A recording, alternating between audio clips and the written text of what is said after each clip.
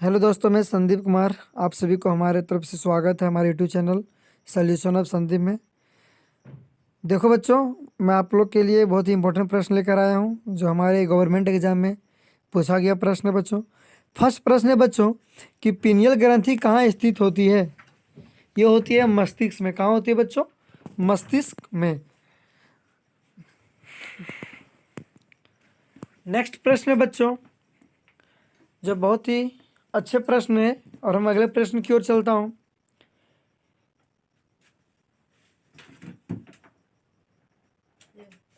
दूसरा प्रश्न है कि इकोसिस्टम में ऊर्जा का परम स्रोत क्या है। इकोसिस्टम में ऊर्जा का परम स्रोत क्या है बच्चों? ऑप्शन है सूर्य, प्रोटीन, ग्लूकोज, एटीपी। इसका आंसर है बच्चों सूर्य, ऑप्शन नंबर ए।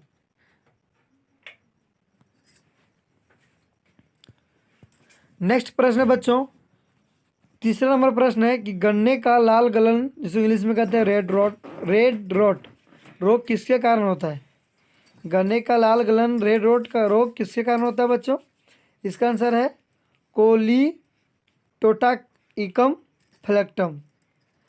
क्या है इसका आंसर बच्चों? कोलीटोटाइकम फ्लेक्टम, ऑप्शन नंबर ए। नेक्स्ट प्रश्न है बच्चों, मैं अगले प्रश्न की ओर चलता हूं। प्रश्न नंबर 4, हरित ग्रंथियां किसमें पाई जाती है। हरित ग्रंथियां किसमें पाई जाती है? ऑप्शन है झींगा में, बिच्छू में, केचुआ में, पायला में।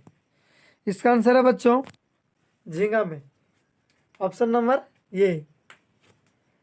झींगा में क्या पाई जाती है? हरित ग्रंथियां। नेक्स्ट प्रश्न बच्चों, हम अगले प्रश्न की ओर चलता हूं। वो प्रश्न है 5वां नंबर प्रश्न बच्चों कि पीत जबर का संचरण किसके द्वारा होता है। 5वां नंबर प्रश्न है बच्चों कि पीत जबर का संचरण किसके द्वारा होता है। कवक के द्वारा, एडिज इजिप्टी, घरेलू मक्खी और तितली। इसका आंसर है बच्चों ईडीज इजिप्टी। किसके कारण होता है? पीत जबर का संचरण किसके द्वारा होता है? ईडीज इजिप्टी के द्वारा। नेक्स्ट प्रश्न है जो बहुत ही इंपॉर्टेंट प्रश्न है, और मैं हर वीडियो को इस वीडियो में डाले हैं जो प्रश्न पूछा गया था। 6वां प्रश्न है कि आर्यभट्ट उपग्रह का प्रक्षेपण कब किया गया। आर्यभट्ट उपग्रह का प्रक्षेपण कब किया गया?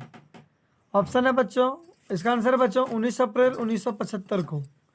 कब हुआ? 19 अप्रैल 1975 को आर्यभट्ट उपग्रह का प्रक्षेपण किया गया है। नेक्स्ट प्रश्न है बच्चों 7वां प्रश्न है कि निम्नलिखित में से कौन सा इनपुट डिवाइस है। इसका ऑप्शन है माउस, कीबोर्ड, टच स्क्रीन, उपयुक्त सभी। निम्नलिखित में से कौन सा इनपुट डिवाइस है बच्चों? इसका आंसर है ऑप्शन नंबर उपयुक्त सभी। माउस भी है, कीबोर्ड भी है और टच स्क्रीन भी है। क्या है? इनपुट का डिवाइस है। इसीलिए इसका आंसर क्या है बच्चों? उपयुक्त सभी, ऑप्शन नंबर डी। क्या है? ऑप्शन नंबर डी, क्योंकि माउस भी इनपुट का डिवाइस है और कीबोर्ड भी है और टच स्क्रीन, इसलिए इसका आंसर क्या होगा? उपयुक्त सभी। नेक्स्ट प्रश्न बच्चों, मैं अगले प्रश्न की ओर चलता हूं। प्रश्न नंबर है 8, पित्तल किसका मिश्रण होता है। ऑप्शन है तांबा और जिंक का, तांबा और टिन का, तांबा और चांदी का, तांबा और निकेल का। ये बहुत ही महत्वपूर्ण प्रश्न है बच्चों। हम लिख भी दिए हैं कि ये मोस्ट इम्पोर्टेंट प्रश्न है, क्योंकि इस सब प्रश्न को हम उसी प्रश्न को डालते हैं जो बहुत ही इंपॉर्टेंट प्रश्न होते हैं। इसका आंसर है बच्चों तांबा और जिंक। पित्तल किसका मिश्रण होता है? तांबा और जिंक का। नेक्स्ट प्रश्न है बच्चों, मैं और अगले प्रश्न की ओर चलता हूं कि विश्व जनसंख्या दिवस कब मनाया जाता है। विश्व जनसंख्या दिवस कब मनाया जाता है? 11 मार्च को, 5 जून को, 11 जुलाई को, 5 अक्टूबर को। इसका आंसर है बच्चों 11 जुलाई को। कब मनाया जाता है विश्व जनसंख्या दिवस? 11 जुलाई को। नेक्स्ट प्रश्न है बच्चों, जो बहुत ही अच्छे प्रश्न है। अब मैं अगले प्रश्न की ओर है चलता हूँ। प्रश्न नंबर 10। 10वां प्रश्न है कि मिशन मिशन इंद्रधनुष के अंतर्गत किन बीमारियों का टीकाकरण किया जाता है? मिशन इंद्रधनुष के अंतर्गत किन बीमारियों का टीकाकरण किया जाता है? इसका ऑप्शन है बच्चों डिप्थीरिया एवं काली खांसी, टिटनेस एवं पोलियो, तपेदिक खांसरा एवं हेपेटाइटिस बी।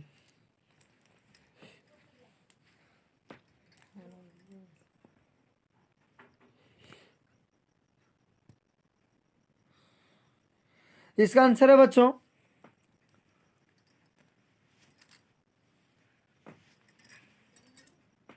ऑप्शन नंबर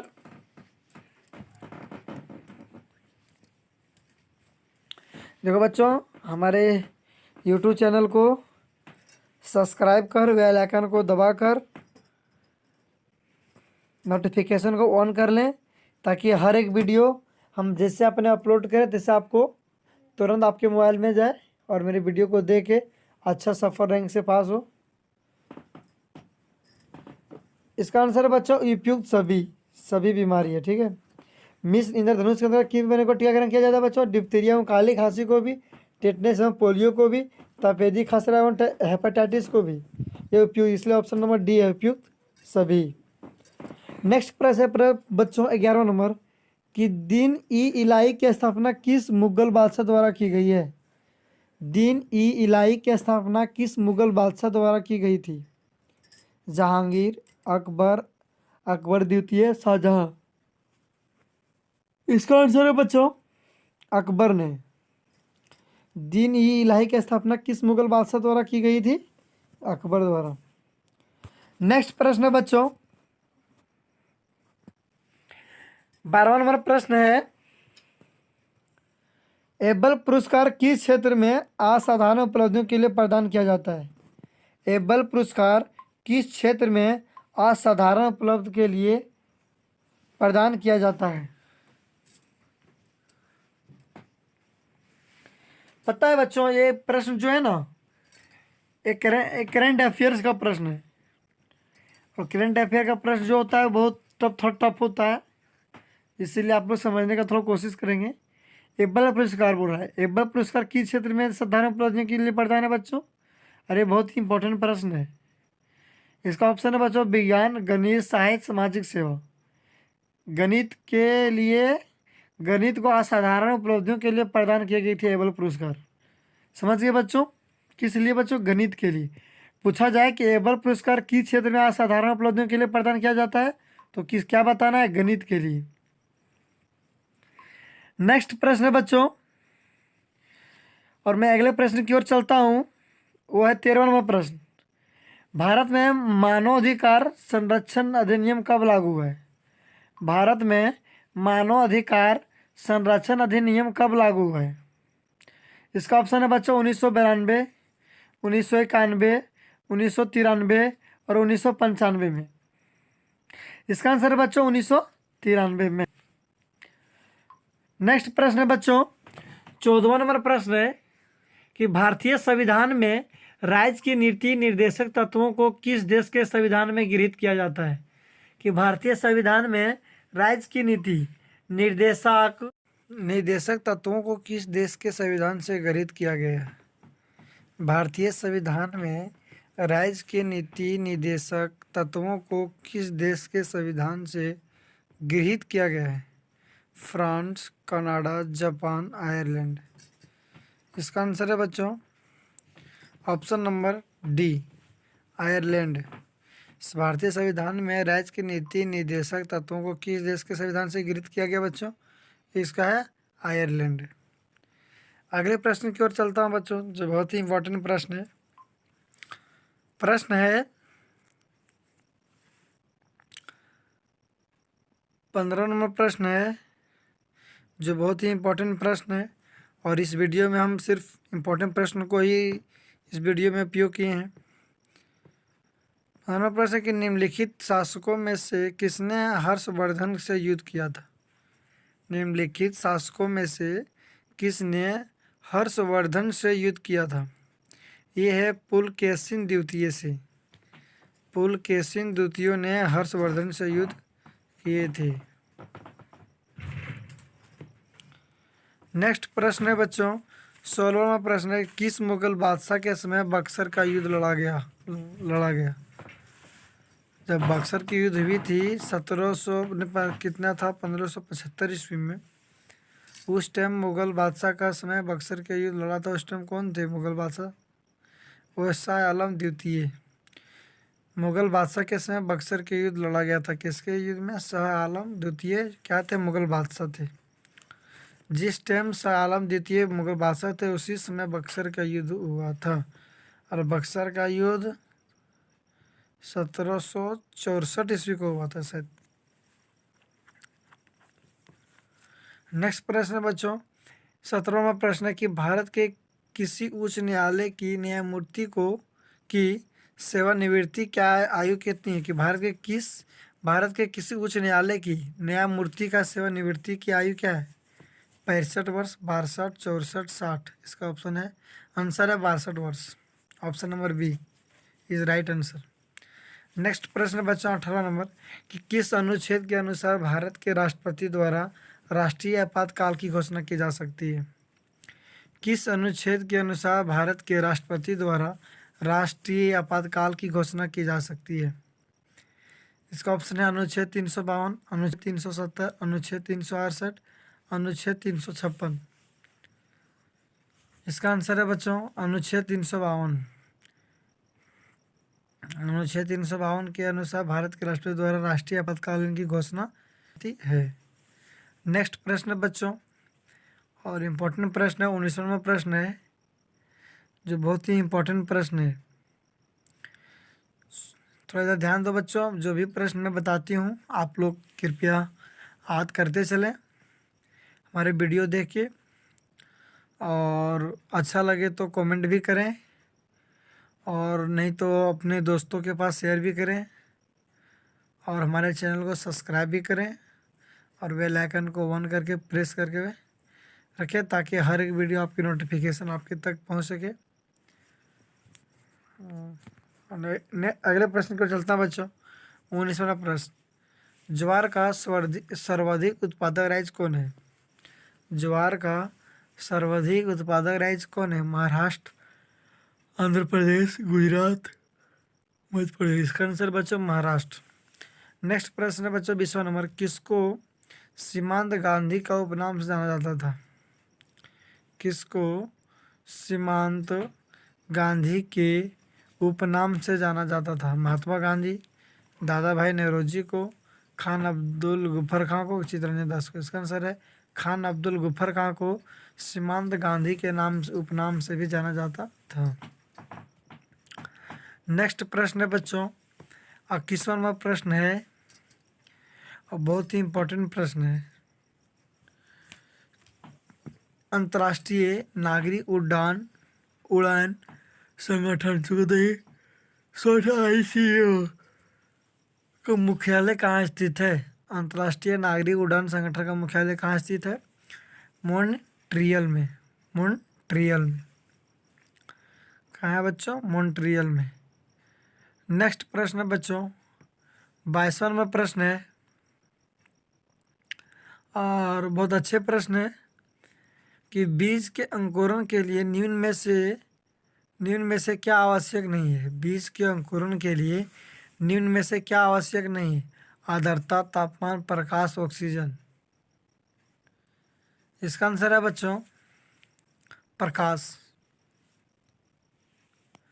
बीजों के अंकुरण के लिए निम्न में से कोई क्या आवश्यक नहीं है? प्रकाश। नेक्स्ट प्रश्न है बच्चों 23वां प्रश्न है जो बहुत ही इम्पोर्टेंट प्रश्न है।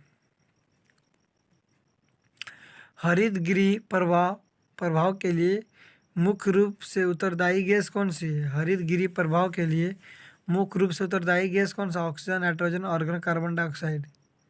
इसका आंसर है बच्चों ये बहुत ही महत्वपूर्ण प्रश्न है और जिसको हम लिख भी दिए हैं कि मोस्ट इम्पोर्टेंट प्रश्न।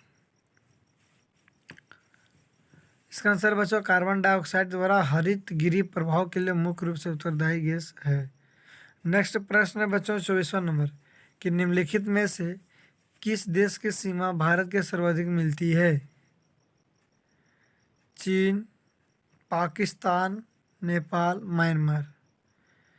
इसका क्वेश्चन है बच्चों कि निम्नलिखित में से किस देश की सीमा भारत से सर्वाधिक मिलती है? मतलब किस देश की सीमा जो है वो भारत से सबसे ज़्यादा अधिक मिलती है? चीन का है, पाकिस्तान का है, नेपाल का है, म्यांमार का है। इसका आंसर है बच्चों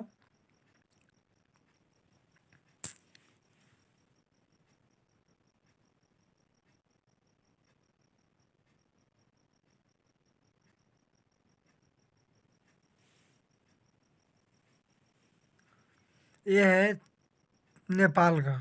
किस देश का सर्वाधिक मिलती है? नेपाल का। Option number C.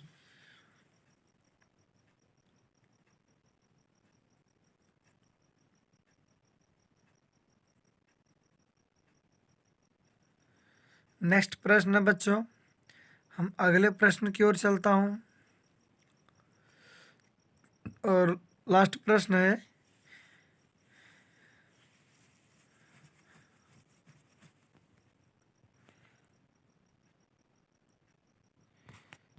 सॉरी बच्चों चीन है इसका आंसर बच्चों। चीन, नेपाल हम बोल देते, चीन है चीन।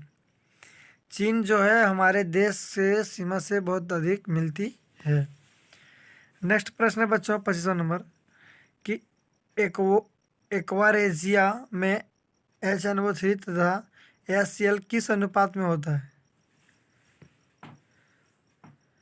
एक एक्वारेजिया में HNO3 तथा HCl किस अनुपात में होती है?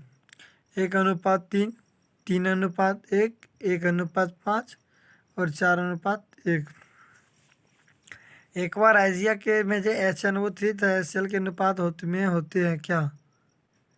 इसका आंसर है बच्चों 1:3। इसका आंसर क्या बच्चों? 1:3। ऑप्शन नंबर ये इज राइट आंसर। आप सभी को हमारे चैनल में धन्यवाद बच्चों। मैं आप लोग के लिए कल फिर अलग वीडियो लेकर आता हूँ जो बहुत ही इम्पोर्टेंट टॉपिक रहेंगे। हमारे वीडियो चैनल को सब्सक्राइब कर बेल आइकन को ऑन कर दीजिए ताकि हर एक कल इम्पोर्टेंट प्रश्न डालेंगे और आपके पास पहुँचे।